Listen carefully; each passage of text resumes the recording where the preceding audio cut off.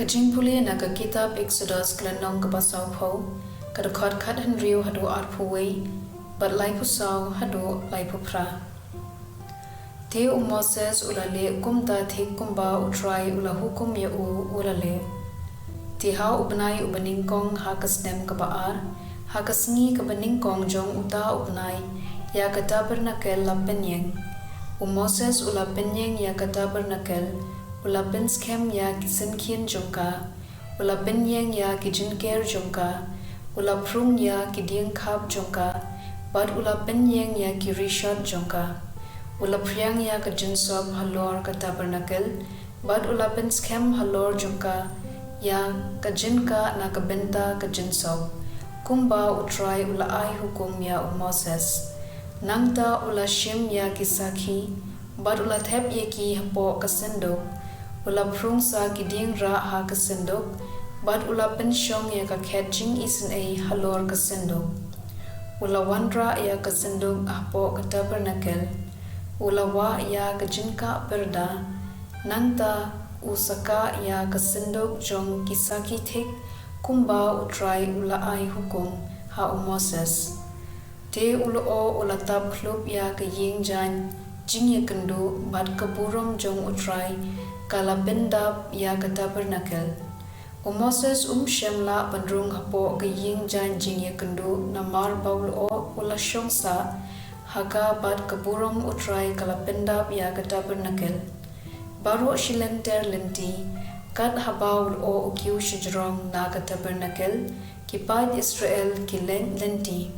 Henry Lada o kiu shijrong, kim julet chakmat tat hadu ba ula kiu shijrong. Baro shilenter ka lenti jinglet jungki, ulo jong utray, uladan halor ka tabernakel mensngi, pad kading kaladan menmiet, bala panyoi kiba na ying na sem Israel, baro, ka ktien jong utray.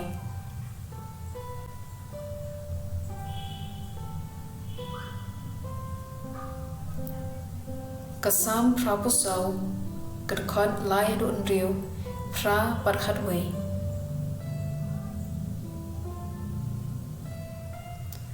Ato penkraw ya utray lembat nga,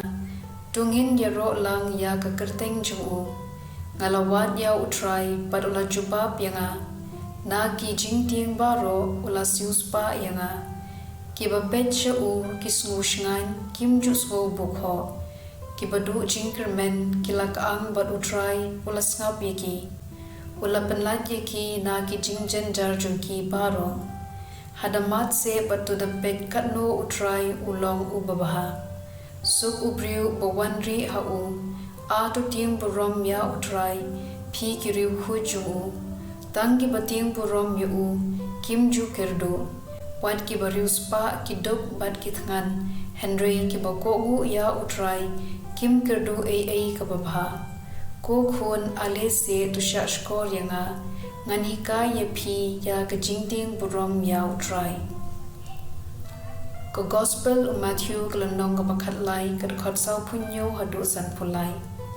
Kahima beneng kaya srimru ya kajar palapino ha kaduryaw, kijad dok ha baro kingat haka, enda kaladam kinongtong dok ha kilaring ya ka sharengko, bad kia shong ban ya bati ya ki dok ha,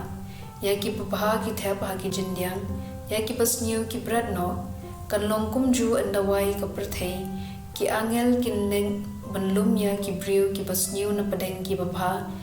bad kin dan share ya ki sha ka lover ding, hangta kin seleng yar bad kriat nyat, hato pisnguthu ya kini ki ay, Jisu ala kili ya ki,